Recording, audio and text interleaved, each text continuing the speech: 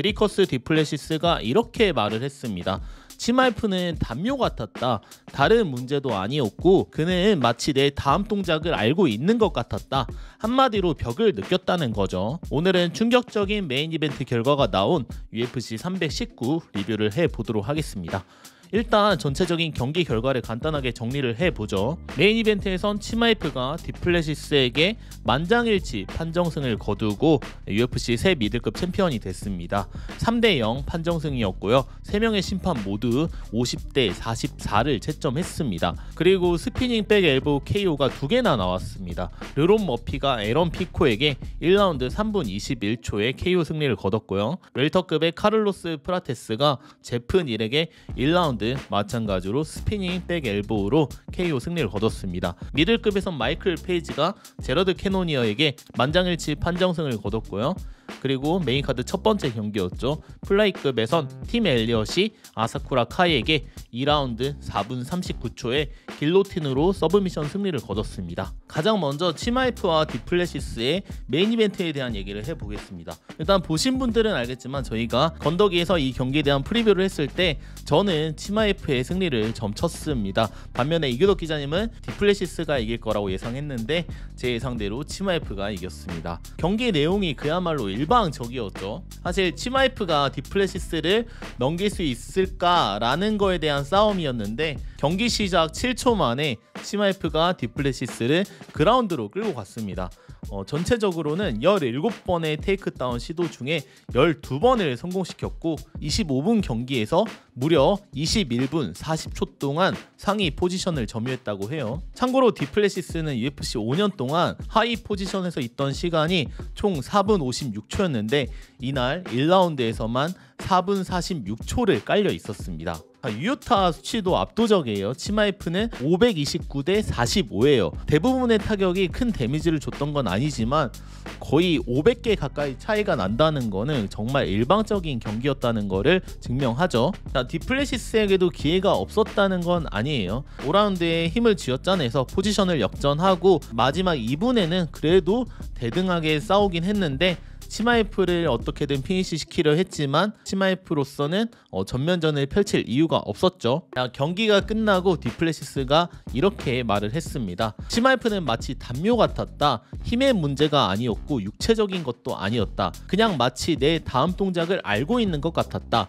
큰 힘을 쓰지도 않았는데 나를 다 잡아냈다. 그래서 저는 선택을 해야 됐습니다. 등을 땅에 대고 눕느냐 아니면 그가 내 등을 잡게 두느냐. 마지막에는 제가 거의 승리를 가져올 뻔했지만 어쨌든 치마이프에게 큰 박수를 보냅니다. 100% 치마이프가 이긴 경기입니다. 오늘 완전히 저를 정정당당하게 이겼고요. 오늘 저보다 나은 선수였습니다.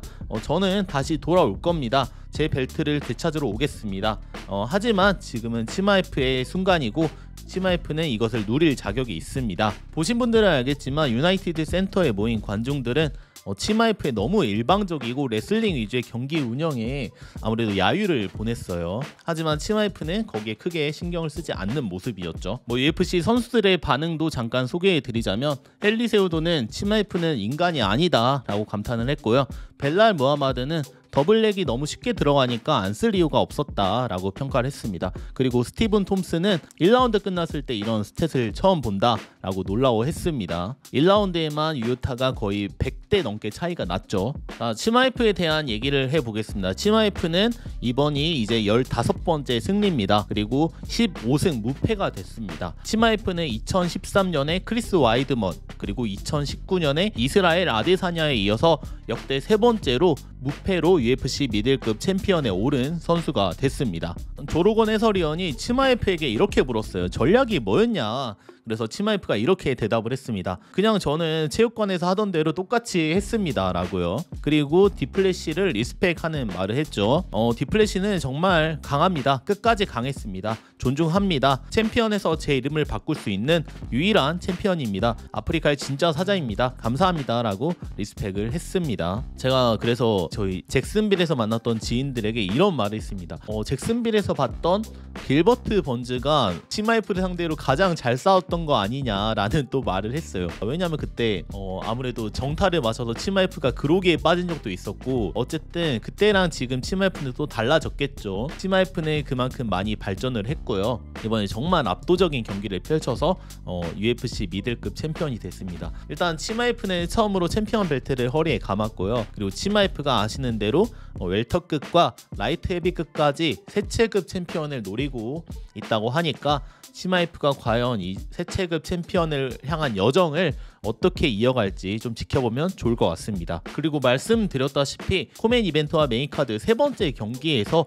이례적으로 스피닝백 엘보 KO가 2개나 나왔습니다. 르론 머피와 카로스 프라테즈가 그 주인공이죠. 프라테스가 조금 더 극적이었던 거는, 프라테스는 라운드 종료 1초 전, 그러니까 버저비터 KO를 터뜨렸던 거고요. 머피는 UFC에 와서 세 번째로 피니시 승리를 거뒀습니다. 머피는 이번 승리로 UFC 9승 무패 1무가 됐는데, 사실 지난 5승이 판정승이었다는 점에서 조금 임팩트가 약하지 않냐 이런 비평을 들었던 선수인데, 아론 피코라는 강자를 상대로 이런 멋진 승리를 만들어냈습니다. 그래서 데이나 화이트 대표는 이 두 선수에게 똑같이 $50,000 보너스를 약속했다고 합니다. 그리고 프라테스의 인터뷰도 좀 재밌어서 소개를 해드릴게요. 많은 사람들이 말하는데 카르로스는 이미 끝났어, 담배 피우고 파티하고 맨날 그렇게 노는 선수야 라고 말을 했는데, 나는 모두에게 증명할 겁니다. 내가 담배를 피든 파티를 하든 술을 마시든 먹고 즐기든 최고의 삶을 누리면서도 챔피언이 될 수 있다는 걸 증명하겠습니다 라는 자신감을 내비쳤습니다. 프라테스가 기자회견장에서 담배를 피고 있는 모습입니다. AI가 아닙니다. Carlos, what does a post-knockout cigarette feel like? You're amazing.